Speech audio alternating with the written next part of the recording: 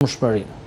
Pra ju e mbani mend para pak vitesh dy raste ndodhen në Gjermani me vdekshmëri nga lopa e çmendur. Dhe bazuar në gjumshmërinë për 24 orë u arrit të përcaktohet kush ferm e kishe këtë mish. Pra ishte një ferm në Spanjë që e kishe eksportuar dhe brenda 24 orëve ajo kaloi në karantinë. Po në Shqipëri gjumshmëria? Dhe ky është problemi. Ky është kapitulli 12. Po aktualisht si funksionon? Ka mund të gjendet? Shikoj, gjumshmëria ne na gjendet vetëm për më vjen keq ta përsëri këtë që shpeshherë komentohet negativisht, vetëm fabrikat e licencuar ti mund të gjesh gjumshmëri. Pra një sallam nga një fabrikë e licencuar, një kos nga një fabrikë e licencuar. Mund të gjesh kush e ka prodhuar. Patjetër, sepse ai ka lotet përkatëse ku e ka marrë blegtorin, fermën, dhe ti brenda një kohe shumë të shkurtër mund të bësh izolimin përkatës. Në rastin se ti e merr tek shkolla baletit një pul të therrur, që jemi shumë afër, do kërkojmë fshatarin, kush na shiti? Po se ma mën, se gjen më. Pra ti nuk arrin dot përtej humorit. Ti nuk arrin dot të ta identifikosh. I thoni që kjo nuk duhet të ekzistojë dhe sa kohë është kërkesë, standardet. Por kur flasim në më shitjet produkteve në rrugë. Ndërkohë që kur flasim në ndihmë të blegtorit, në ndihmë të fshatarit prodhues, i sistemuar në tregje lokale që tregton brenda standardeve, ka gjumshmërinë e produktit, pra ai ka se nuk është një etiket që themi një etiket që kushton, po ka një etiket që e identifikon gjumshmërinë, patjetër që është e lejueshme. Pa ne unë kam parë në Gjermani, në vizitat e mia, kam parë në tregje fshati, në zona rurale, ti mund të blesh një produkt, por ai është identifikueshëm kush është. Dhe jo të dalim tani, dalim në rrugën e kombinatit, dalim në tregun këtu, dalim tek Vorri Bomit dhe ne shohim fshatar që ne nuk i njohim. Sot del këtu, nesër del në një vend tjetër. Do të diçka. Po zoti Sokole? Jo, doja vetëm për ta përforcuar. Të ndajmë pa kategori. Blegtor, që ose flasim për pjesën e blegtorisë, është ai që punon për të tregtuar, për të shitur. Në kuptimin ka një nit fermeri, shet, ka kontrata, e tjera. Kurse ai që për cilët po flet i liri, që ka 2 lopë të shtëpia, po dhe dele dhe ai qumësh që i lebron. Dele shet e rruga, ai nuk është kategoria e fermerit për biznes. Ai me gjithë respektin, sigurisht sepse ata i kanë duart e çara, duart me kallë e tjera nga puna e përditshme dhe kanë bukën e fëmijëve, por ai nuk është kategoria e fermerit i cili duhet të tregtojë. Pra, të tregtojë në këtë mënyrë, sepse po kishte pika grumbullimin çadrave të tyre, patjetër me gjithë drejtë. Kjo duhet ndarë dy kategori njerëzish, fermerët dhe në jargon fshatarët që dalin te rruga për shitur. Po, mirë, zoti Sokole, përtej kontrolleve nga AKU apo dhe pushteti lokal, sikur se thot zoti Pilku, çfarë masash afatgjatë duhen ndërmarrë për të eliminuar tregtimin e mishit jashtë standardeve ligjore? Çfarë duhet bërë tani? Duhet shtuar kontrollet? Shiko, spari tregtia në mënyrë ligjore ka filluar vjet në vit.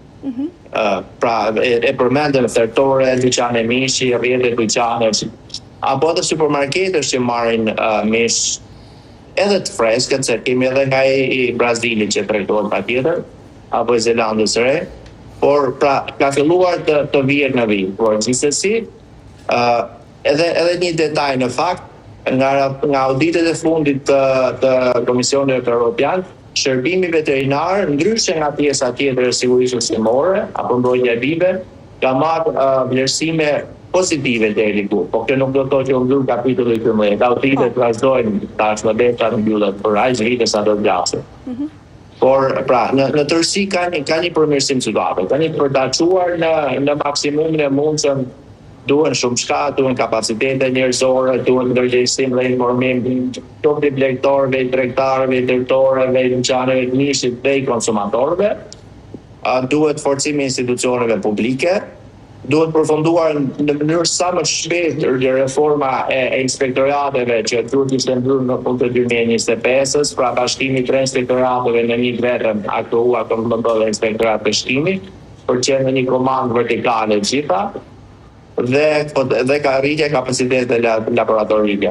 E mbi gjitha edhe fryma e njerëzve që duhet prodhuar, tregtuar dhe konsumuar me standarde. Zoti Pilku, çfarë mishi qarkullon sot në Shqipëri?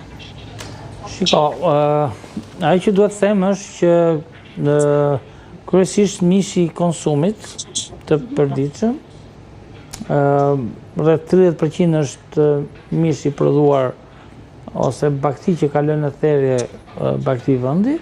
Pjesa tjetër është nga importi kafshë të gjalla që kalon në thertore, brenda standardeve, do të themi, kanë certifikatat e tyre. Në cilat shtete kryesisht? Serbia është kryesisht, është Bullgaria,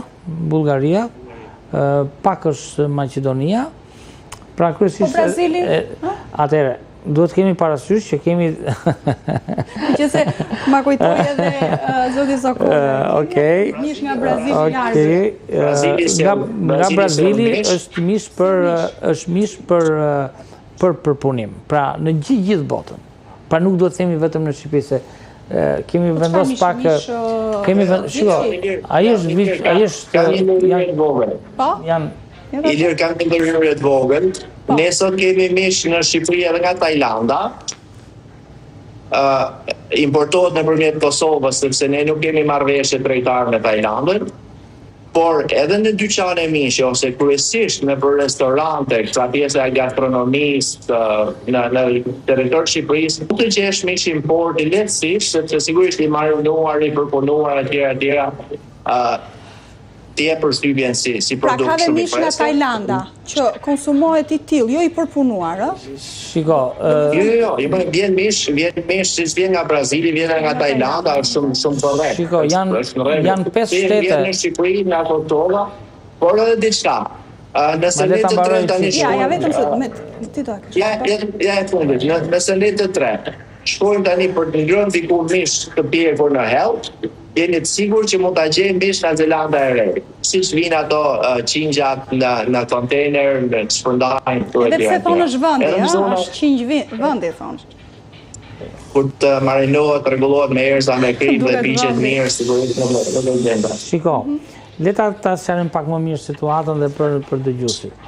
Në të gjithë botën, industria përpunimit nuk përdor mish sapo të therrur, të freskët.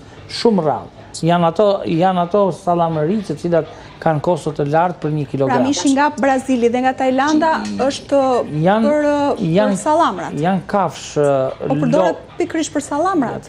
Po? Janë lopë, patjetër. Unë po disja për pjesën e konsumit tonë si produkt i freskët, përpunimi industria pati këtu. Do vlesh ta marrë organit. Sa gjëra duhet i themi, jo duhet i themi. Nëse në futesh dhe në lojë pa leje. Nëse në lokale gjej mish nga Tajlanda apo nga Brazili duhet ta. Ne na vin nga 5 shtete, më fal. Ne na vin në